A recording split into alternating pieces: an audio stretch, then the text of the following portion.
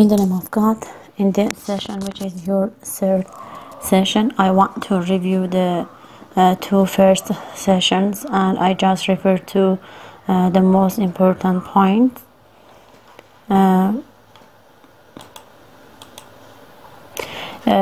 We say some things about Corpus linguistics. As I told you, Corpus linguistics is a multi-dimensional area. It is an area with a wide spectrum for encompassing all diversities of language use in all domains of linguistic interaction, communication, and comprehension.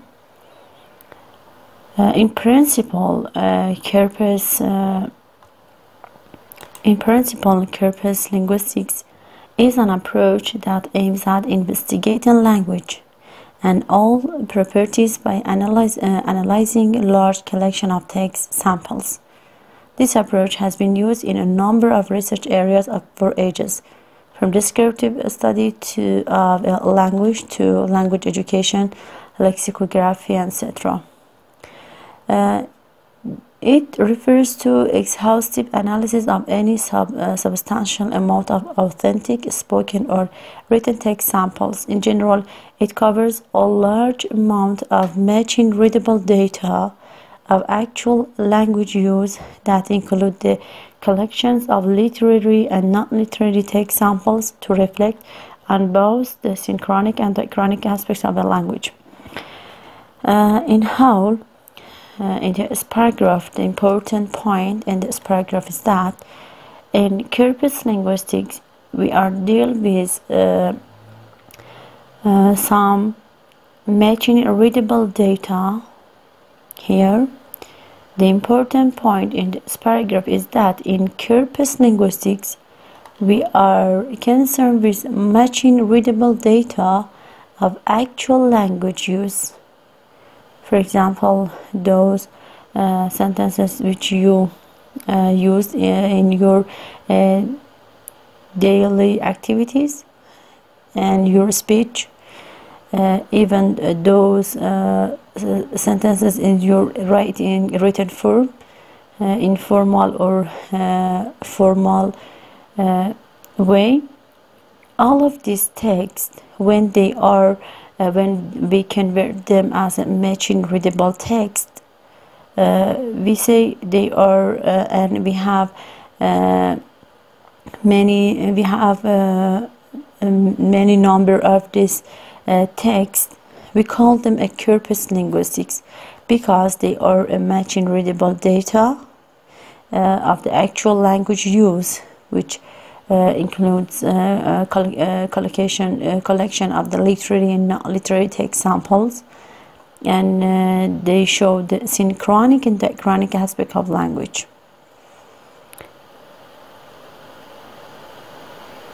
The uniqueness Corpus linguistics lies in its way of using modern computer technology.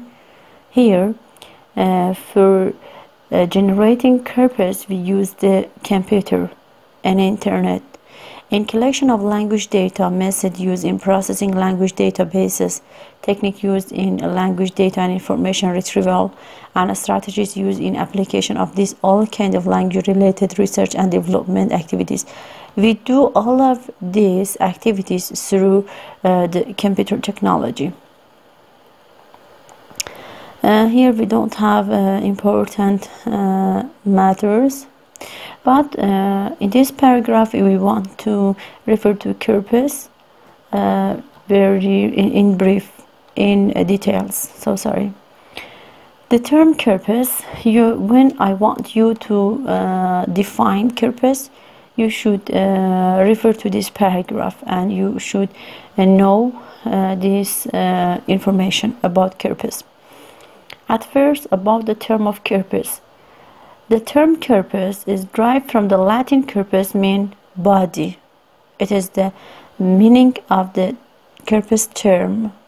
The term Corpus is derived from the Latin corpus, which means body.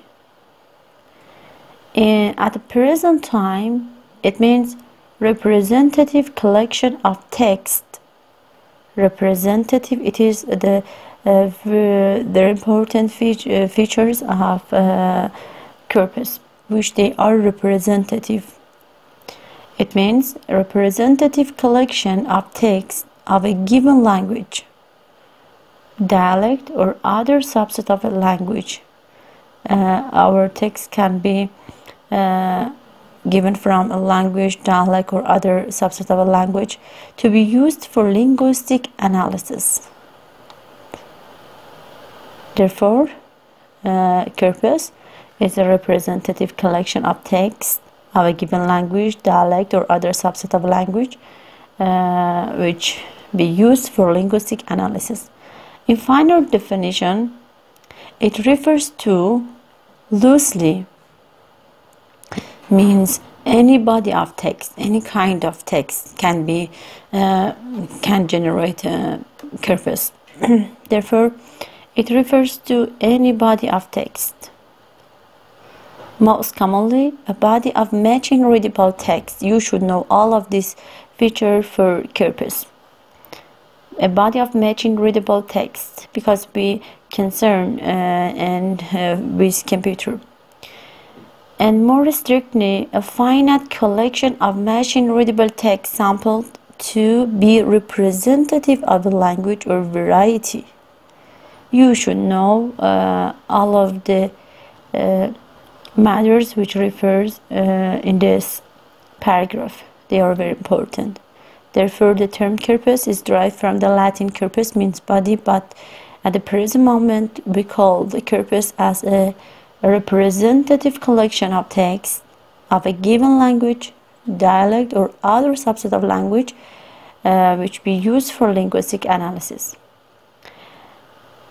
When we want to define corpus in details, we say that here we refer to all of feature of corpus, which loosely contains any body of text. Therefore, corpus can be from any body of text. A body of matching readable text, because we are concerned with computer. And they are a finite collection of matching readable text sampled to be representative of a language or variety. You should know this paragraph very good in details for the definition of corpus. Corpus itself contains a large collection of representative samples of text covering different varieties of language used in various domains of linguistic interaction. Here is the summarization of this paragraph. Corpus. This feature, which is all of the corpus are representative, is very important.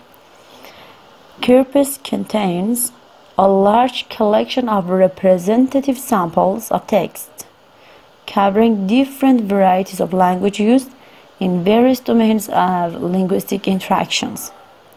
Theoretically, corpuses, here you can see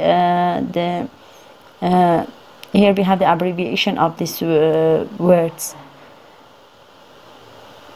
Corpus, C in corpus means capable, O in corpus mean of, R mean representing, P potentially, U unlimited, S selection of text. According to its word, according to the part of its word, you can see here this all of this this word itself is a abbreviated form, which here it means capable of representing potentially unlimited selection of text. It is compatible to computer operational in research and application, representative of the source language, processable by man and machine, unlimited in data, and systematic information and representation. You should know this all of this feature when you summarize these two sessions. You should refer to this feature for the definition of corpus, and you can begin your summarization from this point, from the definition of corpus. At first, you can refer to the meaning of the term of corpus, and after that, you can describe the abbreviated form of corpus and the definition of corpus too. But here in this page, we will be familiar with the feature of corpus. You should know the definition of these features. About the quantity, it should be big in size, containing a large amount of data, either in spoken or written form.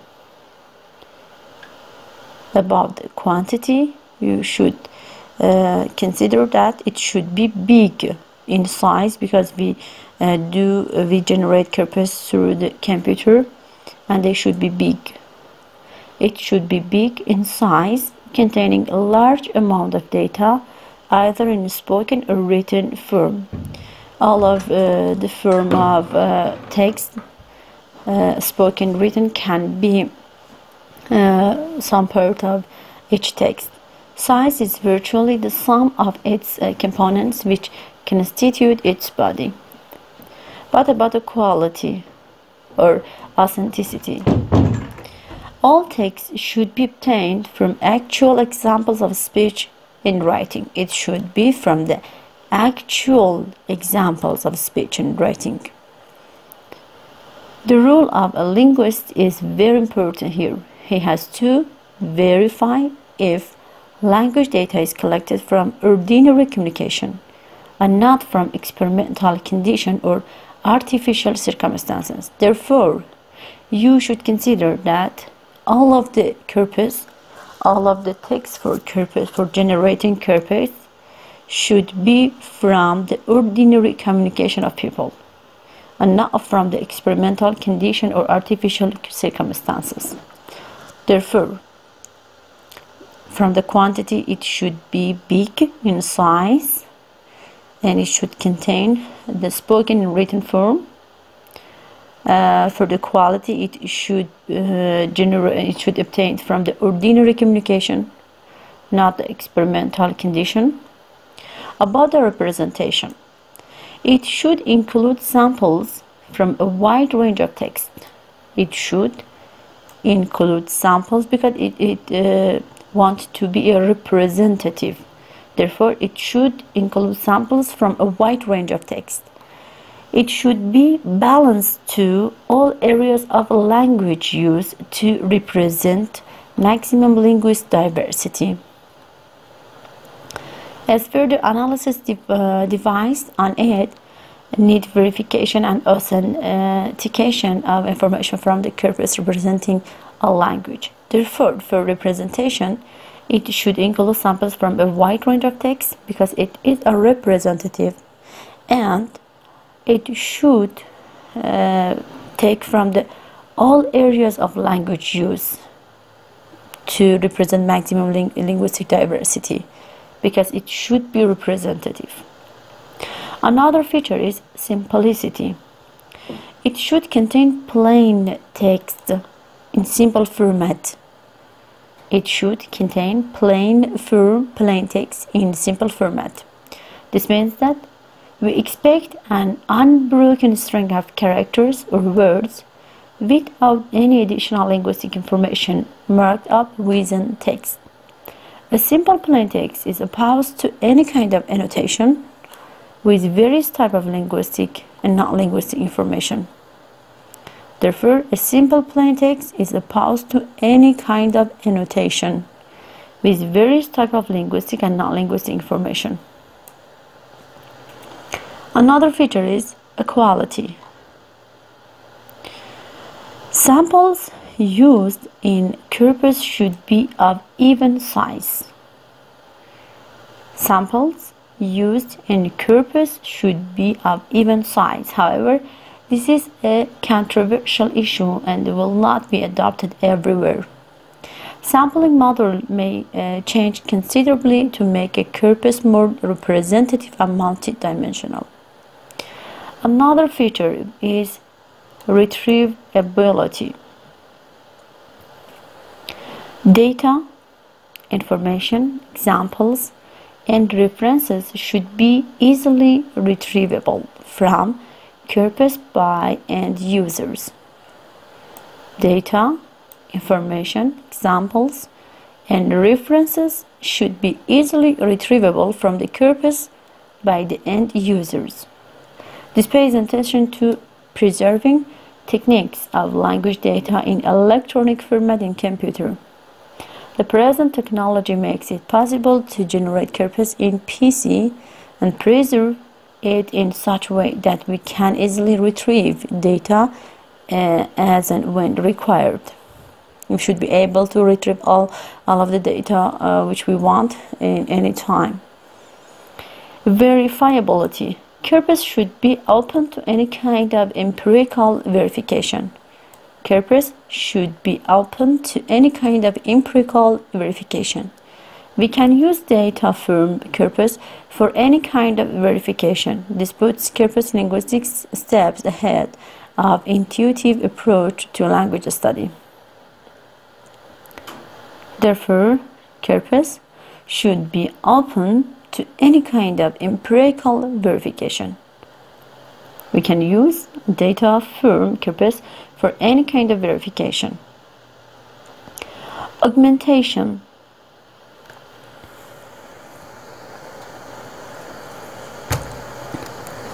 It should be increased regularly. It should be increased regularly. This will put corpus at par to register linguistic changes occurring in language in course of time.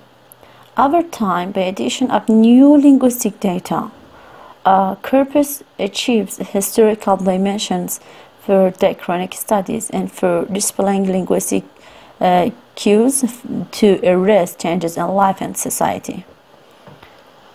Because our language is a tool for communication for human beings, and in social condition, as social condition change, our language change to enable us to communicate better. Therefore, all of the corpus should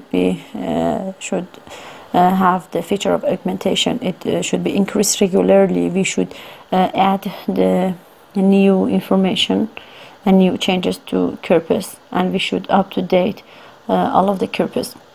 Another one is documentation. Full information of components should be kept separate from the text itself. Full information of components should be kept separate from the text itself. It is always better to keep documentation information separate from the text and include only a minimal header containing reference to the documentation. In case of corpus management, this allows effective separation of plain text from annotation with only a small amount of programming effort. It means that when you generate a corpus, we have some information about the sentences, the words, and about the text of corpus, which they are written from. They are speech. They are speech form. They are formal or informal, about the user of the corpus. All of this information about corpus should be separate from the text, and we call it documentation of that corpus. And it's better to separate it from the corpus. Okay, here I think these features would be clear for you about the quantity, which concerned with the size, quality, which concerned with this feature, that all of the examples should obtained from the actual communication or ordinary activities of language representation. refers to that we should take our example from the wide range of text, and it should be from all areas of language. About the simplicity, it should be a plain text in simple format. We should take separate other information about the text separate from the text. About the equality, all samples should be in equal size or even size.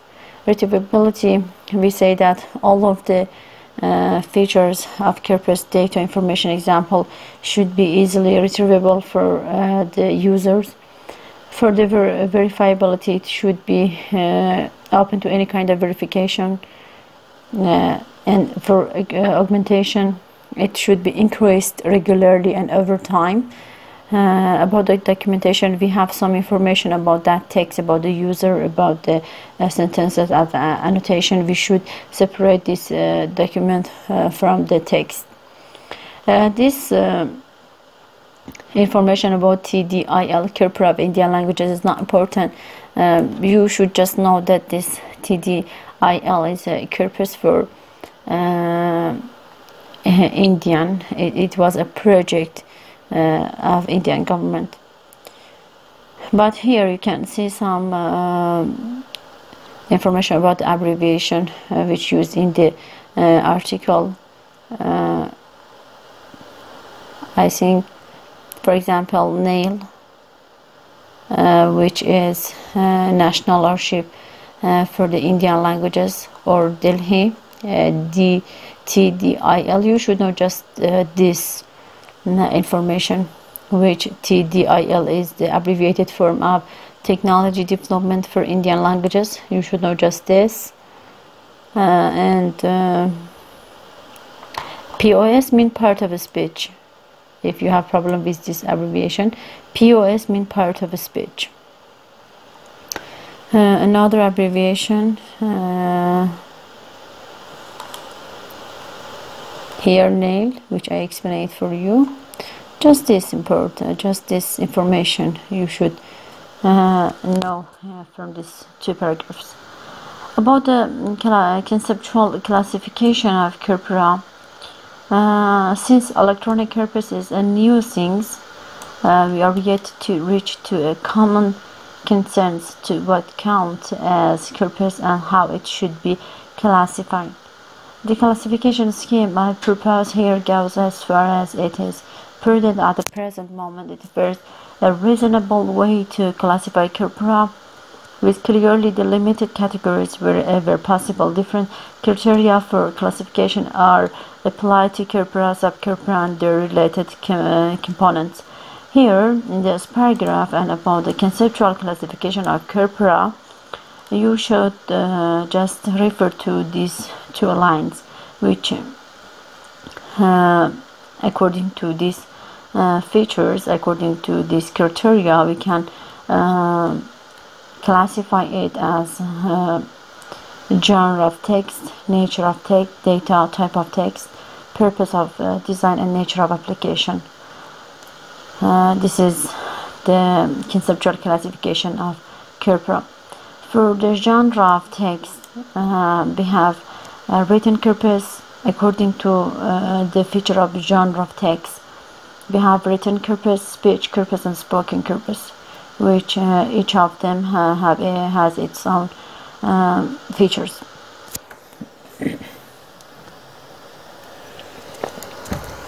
Written corpus. Written corpus. When I ask you about the genre of text, you should know that it has three parts: written corpus, speech corpus, and spoken corpus.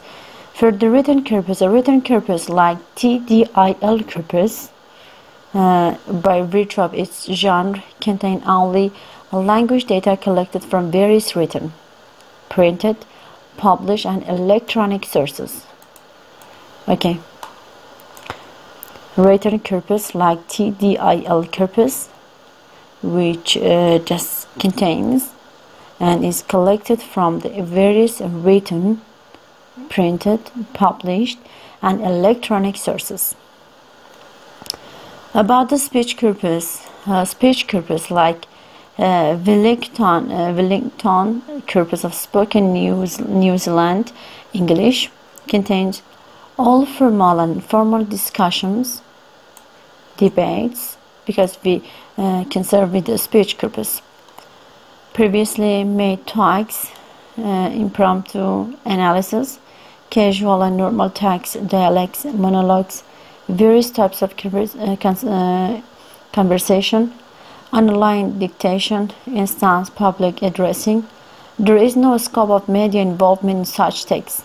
Therefore, for the speech corpus, a speech corpus like Wellington corpus of spoken New Zealand English contains all formal and informal discussions, debates, previously made talks, impromptu analysis, casual and normal talks, dialects, monologues, various types of conversation, online dictation, stance, public addressing, etc.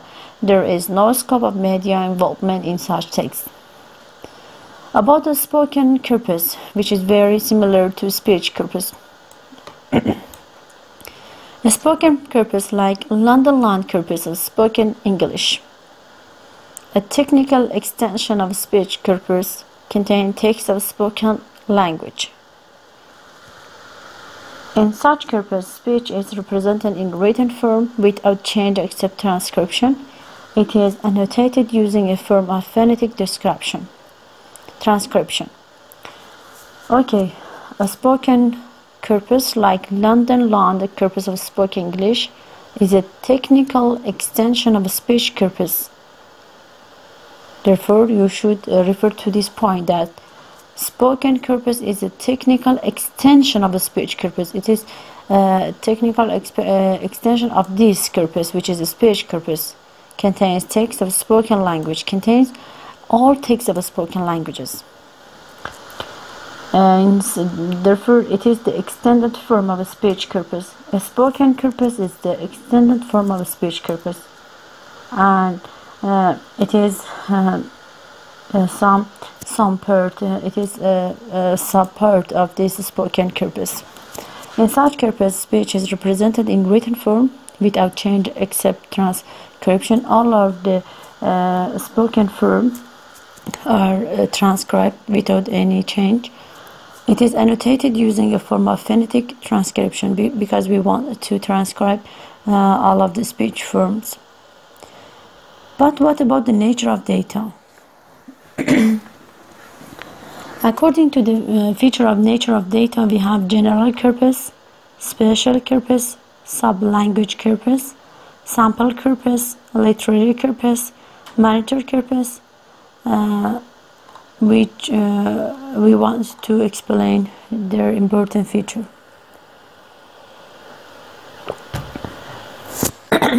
So sorry. General corpus. General corpus, like British National Corpus, comprises general texts belonging to different disciplines, genre, subject field, and registers.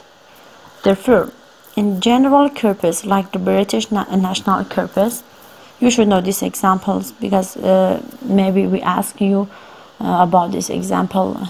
For example, maybe I asked you about the British National Corpus, which belong to which kind of corpus, which you should refer to the general corpus.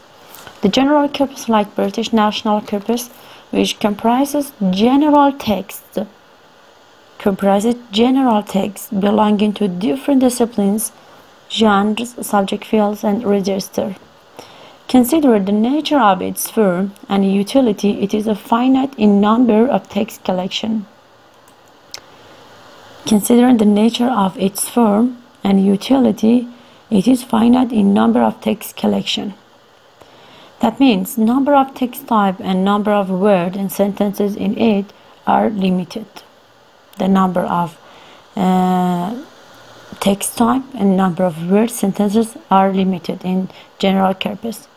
It has an opportunity to grow over time. We can add it over time and to append new data with availability of new text. It is very large in size, General corpus is very large in size, rich in variety, wide in representation, and vast in utilization scope. You should know this line, and this is very important. General corpus, it is very large in size because it is general, rich in variety, wide in representation, and vast in utilization scope.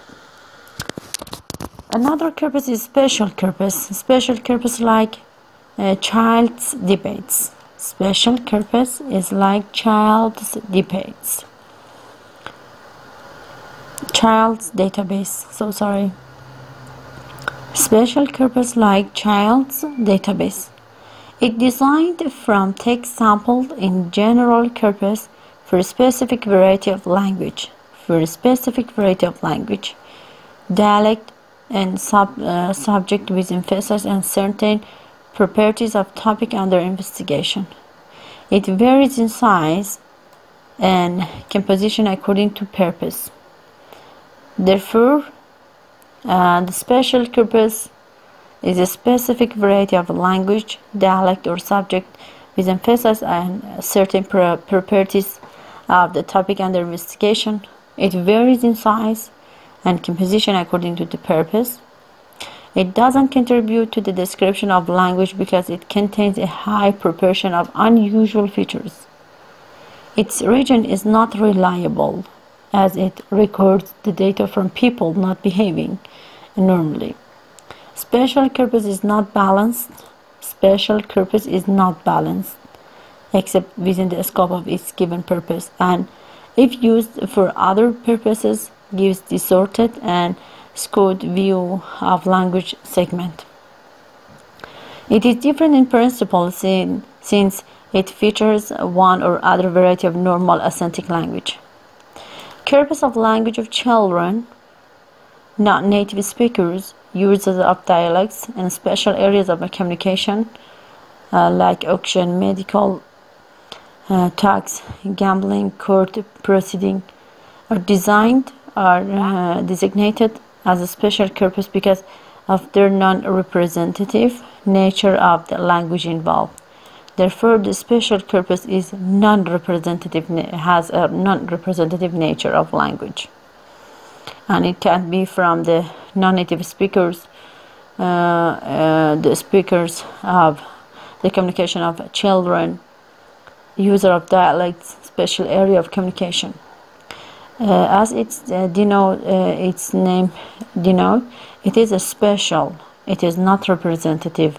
It has not representative nature of all of the language involved because we are in deal with the special type of language. For example, we just choose the communication of children. It is a special, and it has so many features, which is it is a special and it's not balanced.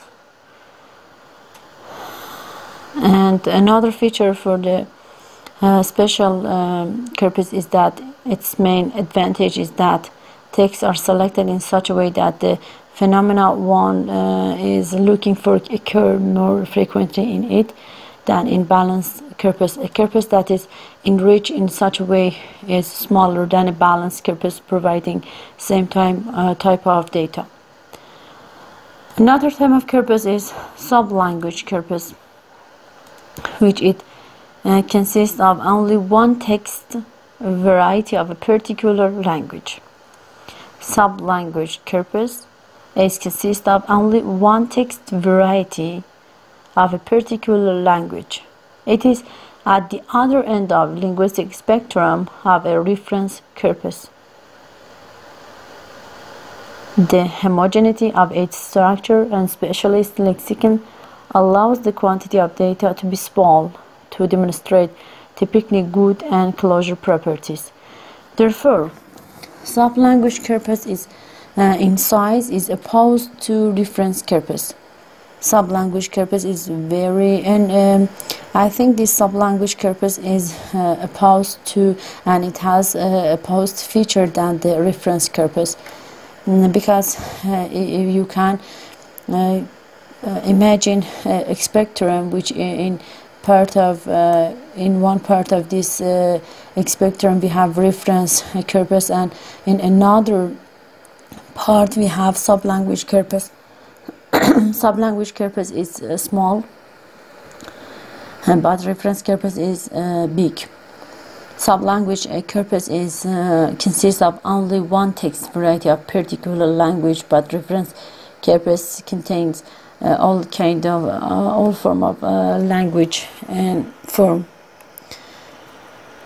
Okay, sample corpus.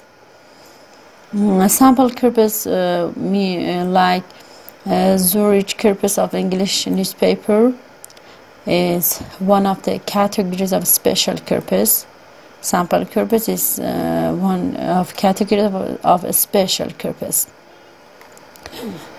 which is made with samples containing finite collection of text chosen with great care and studied in detail. Once a sample corpus is developed, it is not added or changed in any way, because any kind of change will imbalance its constitution and distort research requirement. Samples are small in number in relation to text and constant size, therefore they do not qualify as text. Sample corpus is one of the categories of a special corpus, which is made with samples containing finite collection of text chosen with great care and studied in details.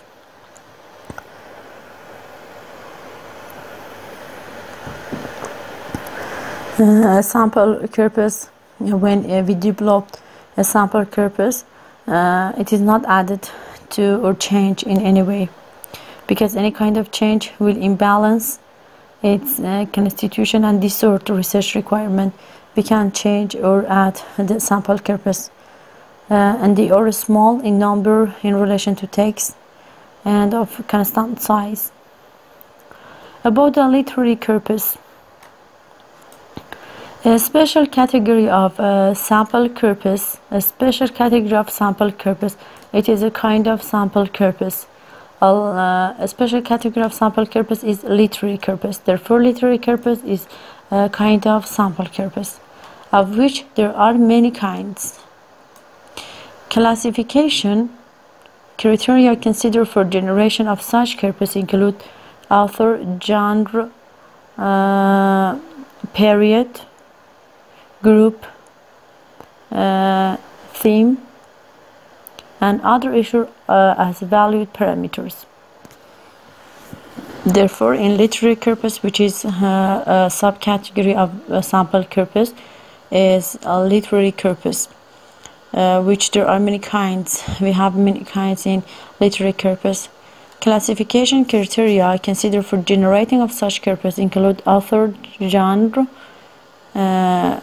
which it's out short stories, fiction, period, which belong to 15th century, 18th century, etc. Group, it is romantic poet, Augustan prose writer, Victorian novelist. About the theme, revolutionary writing, family narration, industrialization, and other issues as valued parameters.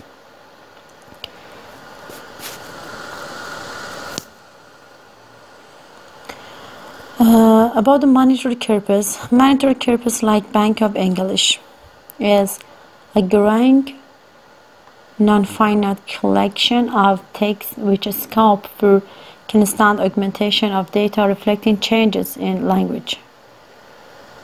Like Bank of English, which is growing non-finite collection of text with a scope for constant augmentation of data reflecting changes in language. Constant growth of corpus reflect change in language, leaving untouched the relative weight of its component as defined by parameters.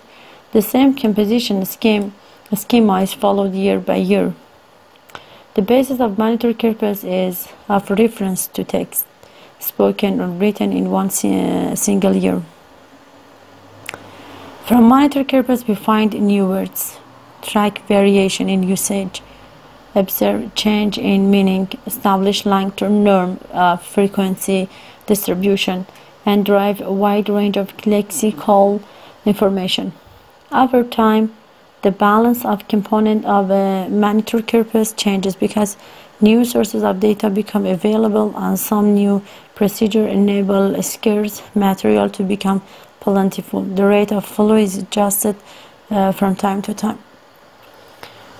Another matter is type of text. According to this feature, we have monolingual corpus, bilingual corpus, and multilingual corpus, which according to the languages, the number of languages which we use, we classify them. For example, when we have one language, we call it as monolingual corpus, but in bilingual we can serve with 2 languages, and in multilingual we can serve with more than 2 languages. Monolingual corpus, like ISI Bengali corpus, contains representative text of a single language representing its use in particular period or in multiple period. It can be synchronic or diachronic. Contains representative text of a single language representing its use in a particular period or in a multiple period. It contains both written and spoken text samples, so long their cohabitation and relational interface doesn't hamper proposed work of the investigators. About the bilingual corpus, like TDIL Bengali Oriya corpus, which we refer to it above, is formed when corpora of 2 related or not related languages are put into the one frame. If these languages are genetically or typologically related, they become parallel corpus. If these languages are genetically or typologically related, they become parallel corpus. Where texts are aligned following some predefined parameters, size, content, and field may vary from corpus to corpus, which is not permitted in case of parallel corpus. About the multilingual corpus, like creator corpus, which contains a representative collection from more than 2 languages. Generally, here as well as in bilingual corpus, similar text categories and identical sampling procedures are followed. Also, texts belong to different languages.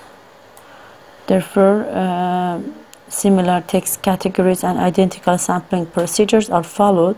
Also, texts belong to the different languages. According to the purpose of design, we have unannotated corpus as annotated corpus. Unannotated corpus or plain text like TDIL corpus, which represent a simple raw state. When we say an unannotated corpus, it means that we are concerned with a raw state of plain text without additional linguistic. By annotation, we mean additional linguistic or non-linguistic information. You should consider this definition in your mind, that when I say annotation means additional linguistic or non-linguistic information. Annotation means additional linguistic or non-linguistic information. When we say that this corpus is an annotated corpus, it means that it is a raw state of plain text without any additional linguistic or non-linguistic information. It is of considerable use in language study, but utility of corpus is considerably increased by annotation. But annotation corpus, like British National Corpus, contains tags and codes inserted from the outside by designers to record some extra information. Analytic marks, part of speech marks, they are annotation. Analytical marks, parts of speech marks, grammatical category information, etc. into the text. In contrast to an unannotated corpus, annotated corpus is more suitable for providing relevant information useful in various tasks for language technology, including morphological process, sentence parsing, information retrieval, word sense disambiguation, matching translation, because they are annotated. About the nature of application, we have translation corpora, aligned corpus, parallel corpus, reference corpus, comparable corpus, opportunistic corpus. Here, for the translation corpora generally consists of original text of source language and their translation taken from target language. These corpora usually keep meaning and function of words and phrases, can stand across languages, and as a consequence offer an ideal basis for comparing realization of particular meaning in two different languages under identical condition. Moreover, they make it possible to discover all cross-linguistic variants, alternative rendering of particular meaning and concept. Thus, translation corpus provide more fruitful resources both for cross-linguistic data analysis and rule formulation necessary for translation. Aligned corpus, like Canadian answered corpus, is a kind of bilingual corpus where text in one language and their translation into other language are aligned, sentence by sentence, phrase by phrase, and word by word. Parallel corpus, like Kimmins German English corpus, contains text as a translation in each of the language involved, allowing double-checking translation equivalent. Text in one language and their translations into another are aligned, and sometimes reciprocate parallel corpora are designed where corpora containing authentic text and translation in each of the languages are involved. About the reference corpus, like Bank of English, is made of supply comprehensive information about the language. It is large enough to represent all relevant varieties of language and characteristic vocabulary, so that it can be used for writing grammars, dictionaries, thesaurus, and other materials. It is composed on the basis of relevant parameters agreed upon by linguistic community. It includes spoken and written, formal and informal language, representing various social and situational register. It is used as a benchmark for lexicon, for performance of generic tools and language technology application. With growing influence of internal criteria, reference corpus is used to measure deviance of a special corpus. Comparable corpus, like corpus of European Union, is a collection of similar texts in more than one language or variety. In comparable corpus, we deal with a collection of similar texts in more than one language or variety. It contains texts in different languages where texts are not the same in content, genre, or register. These are used for comparison of different languages. It follows the same composition pattern, but there is no agreement on the nature of similarity. As there are few examples of comparable corpora, it is indispensable for comparison in different languages and in generation of bilingual, multilingual lexicon and dictionaries. Opportunistic corpus, which stands for inexpensive collection of electronic text that can be obtained, converted, and used free or at a very modest price, but it's often unfinished and incomplete. Therefore, users are left to fill in blank spot for themselves. Their place is in situations where size and corpus access do not pose a problem. The opportunistic corpus is a virtual corpus in the sense that selection of an actual corpus from opportunistic corpus is up to the need of a particular project. Monetary corpus generally considered as opportunistic corpus. There can be some other type of specifications, such as clause corpus, synchronic corpus, historical corpus, dialect corpus, idealic corpus, sociolect corpus, and another type of corpus. Text corpus generating, here we told you that we have a speech corpus development, which is different from issue related to text corpus development. In speech corpus development, we developing a speech corpus involve issue like purpose of use, selection of informants, choice of setting, manner of data sampling, manner of data collection, size of corpus, problem of transcription, type of data encoding, management of data files, editing of input data, processing of text, analysis of text. About the developing a writing corpus, which involves issues like size of corpus, text representation, question of nativity, determination of target user, selection of time span, selection of document, collection of text documents, method of data sampling, manner of data input, and corpus file management, problem of copyright, etc. About the size of corpus, how big a corpus will be, which we told you some information. We give you some information about the size of corpus, but as the bigger the size of corpus, the more it is faithful in representing the language under consideration. About text representation, it is not very important. You should just refer to important matter of this paragraph.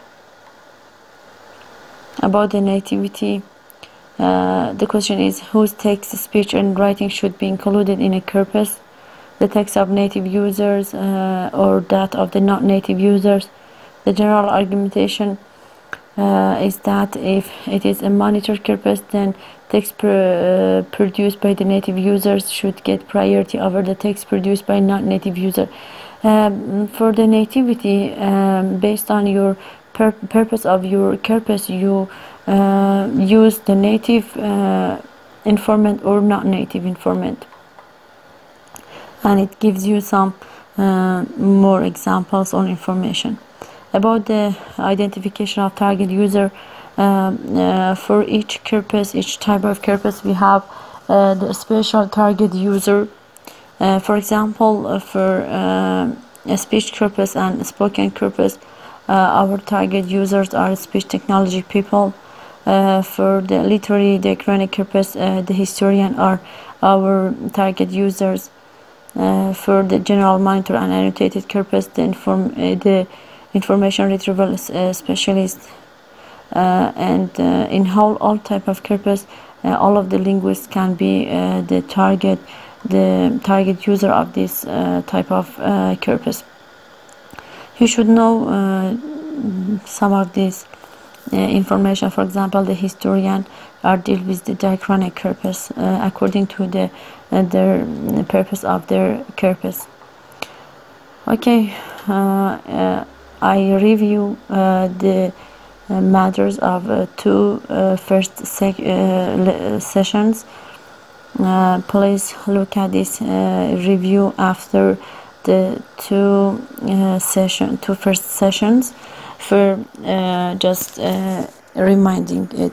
And if you have any question, ask me please through WhatsApp group, and I give you some examples, and I will give you some information to clear it for you.